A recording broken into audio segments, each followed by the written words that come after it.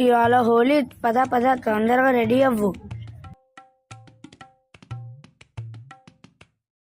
ఎక్కడికి రా రెడీ అవుతున్నారు?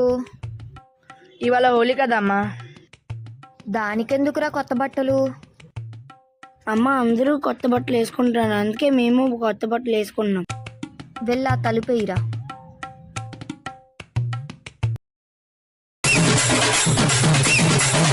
కొత్త బట్టలు కావడానికి వేసుకున్నారా మీరు? మూసుకొని వేసుకోండి. అమ్మా ఇవి మాసిపోయాయమ్మా. అవే వేసుకోండి ఇప్పుడు.